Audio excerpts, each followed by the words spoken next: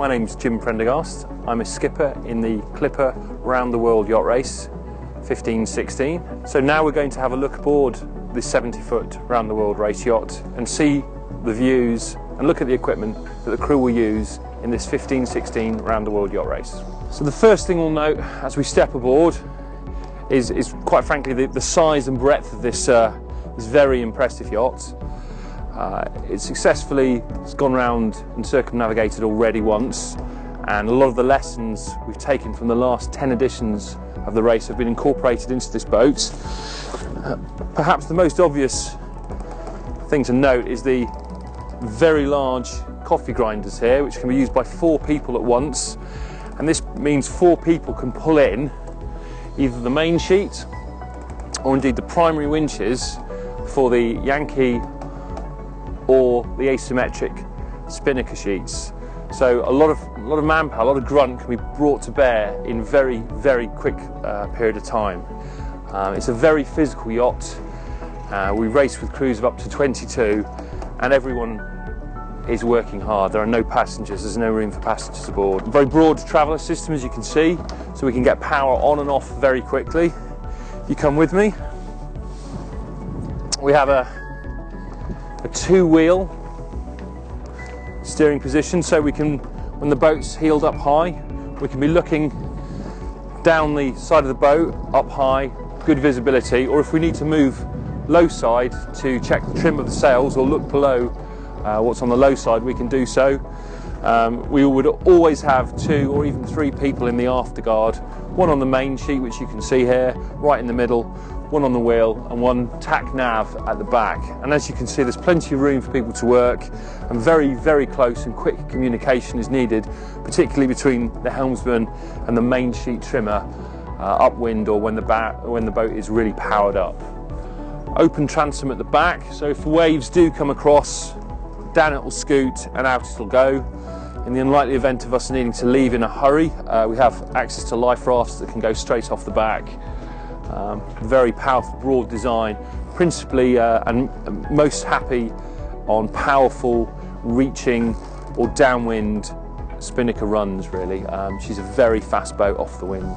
If we look along the line of the boat, you can see the cockpit, and to either side we've got the bundle of ropes to each side, which is where we control all of the sail apparatus, so all the reefing, the main sheets, all of the evolutions with the sail are controlled from within this very well protected centre cockpit. We've got good access to all of the winches, and the skipper or the watch leader, whoever's on deck in charge, can take charge from the back and without having to shout a great distance can really keep their eye on what's going on within the boat, and also quickly transition to having a look round to seeing what else is going on, keeping good communication with the helmsman and or the person on the main sheets.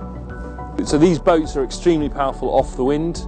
The record for the last race was surfing in the Southern Ocean in the region of 33 knots, which was the top speed. It's quite unusual to go that fast, but very high averages of well over 25 were recorded for long periods of time. In the right conditions, particularly downwind, these boats are just monsters. They're very quick indeed. So welcome Belowdecks to our home for the next 11 months. The first thought for most people really is quite how basic and Spartan this yacht is. I think Sir Robin likes to say it has everything it needs and nothing it doesn't need.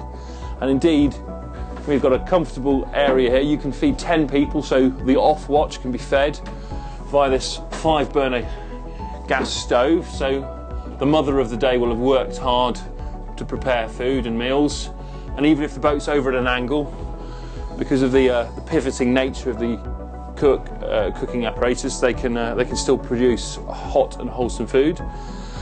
The off watch will eat their food, and then one by one they'll go up and someone will come down, and then the off watch will be fed, and that happens 3 times a day, every day, regardless of the weather conditions.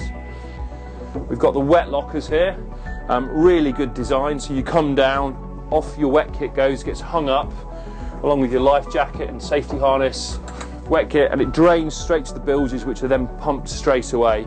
So one of the really important things about this yacht is the clever way it's been laid out to separate the crew accommodation, which is behind these waterproof doors on both sides. So you'd come down and be wet, you'd get your wet kit off, and then you'd be in a dry part of the boat for your rest once you've had your food.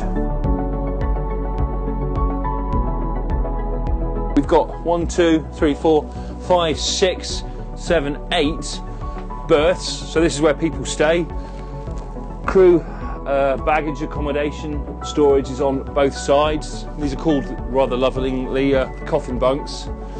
But because they pivot up and down, you're assured of a good night's sleep, whatever the weather conditions, whatever angle of heel the boat is on. You will be dry and you will have a good night's sleep, and you'll certainly need it.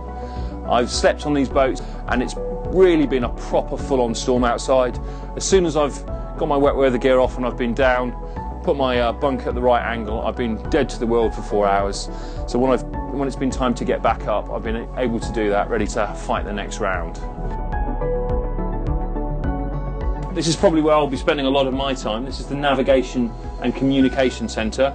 We've got everything here we need to communicate to each other, to plan the weather strategies, to look at weather routing, full chart folios. We've got radar, chart plotter, we've got our navigation system from Belowdeck. We've got satellite phones. We've got, or will have prior to the race, long-range radios. We've got VHF radios. We've got CME, auto-helm, alarm panels.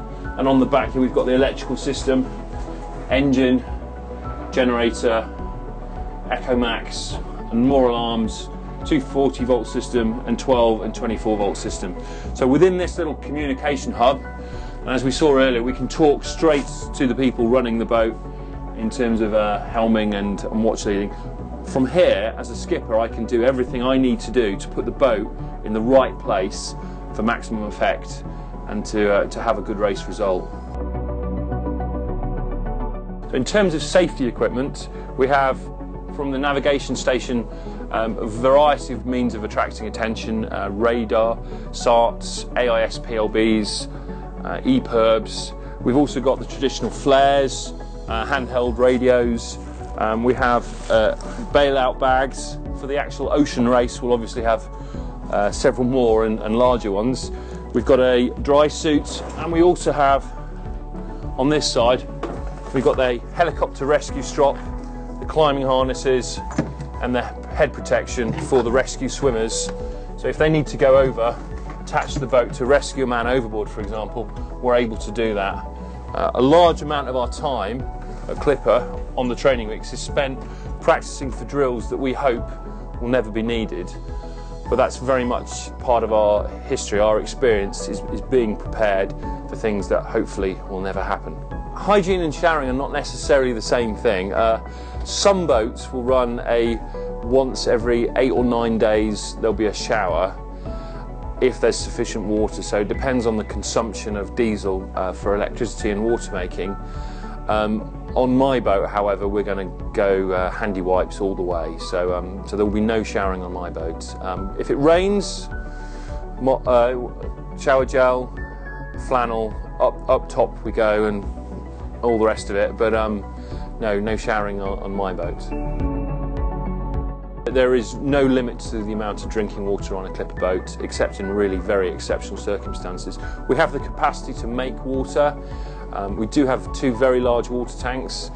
We do carry emergency water supplies, several hundred litres in fact, and in addition we are capable of producing water several hundred litres a day as well.